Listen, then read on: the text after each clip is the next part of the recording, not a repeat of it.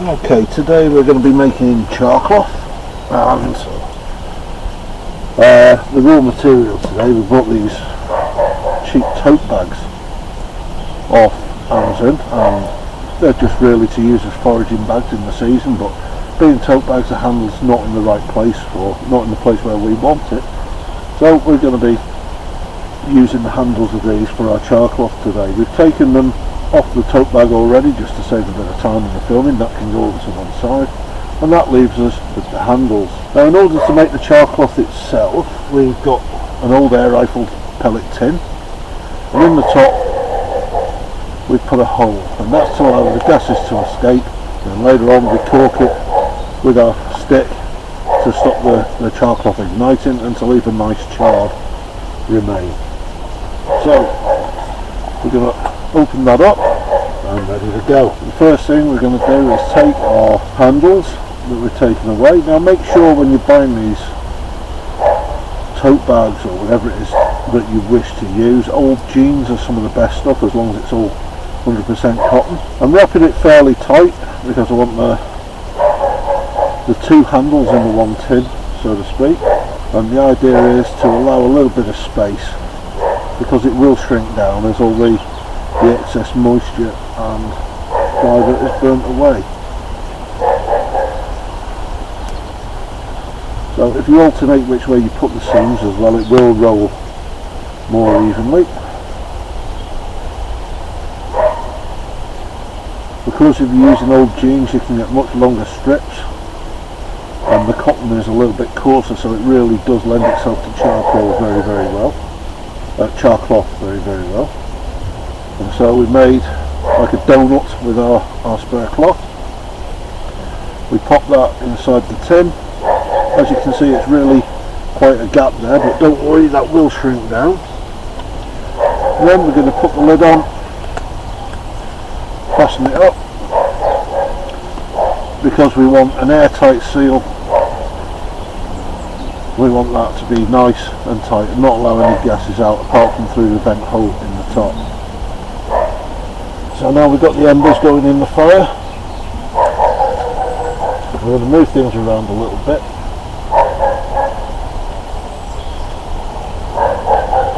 Take our tin and pop it in. Rebuild the fire around it. Now we can see from the vent hole in the tin, we've got like a Bunsen burner effect as those gases, having lit, are now escaping. Now we're looking for this effect to die away, so we can then apply our plug and starve the charcloth with oxygen. Just coming to its end now. We can see as it starts to flame down. Very, very soon it'll be reaching its limit, going out, and at which point we will collapse the fire around it and rescue the tin. There we go, just the barest of flames left around the hole. It's important to let it burn out properly because it takes away all that. An open grate in the house, anywhere you can get a fire going. There we go. Now we're taking the tin from the fire, starved it of oxygen so the cloth inside won't catch light again. Now it's just a case of leave it to one side to cool, and we'll come and have another look shortly. Okay, so we've had a little while to cool down. Touch back of the hands, it's nice and cool at the moment, so we'll remove our peg and open up the tin. There's our charcloth. As we can see,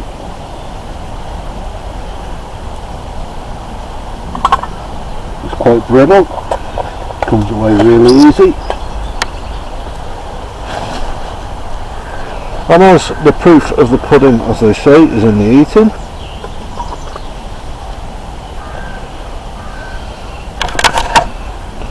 Once again, this is the charcloth we've been looking for. It's black. It comes apart really easy, like so. So what we're going to do, pop it back on the floor. Give it a spark. As we can see, takes that spark really, really easily. Ow.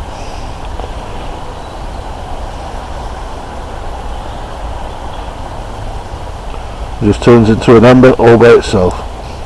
That ember will grow and grow throughout your charcloth and get any fire going. So with our charcloth we make a nest from the natural dry ingredients. Here we've got a little bit of grass, a little bit of bracken, charcloth. We're going to give it a spark. We drop it into our nest, hold it up and round.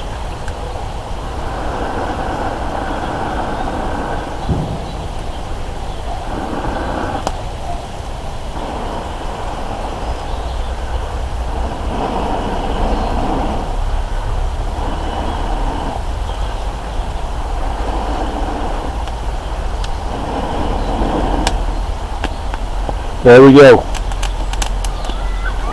Okay, so we've got our charcloth, we've got our flint and steel, we've got our forage bag full of gear.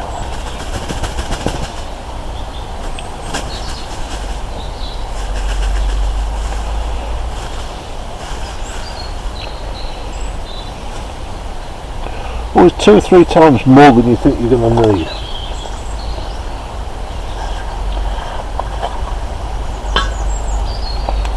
You can see we've already got a fire going, but this is for demonstration purposes.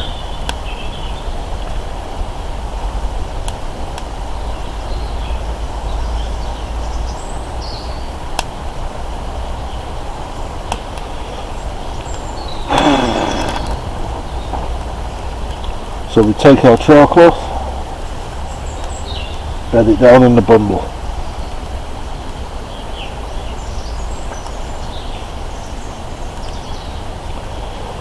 Got a striker,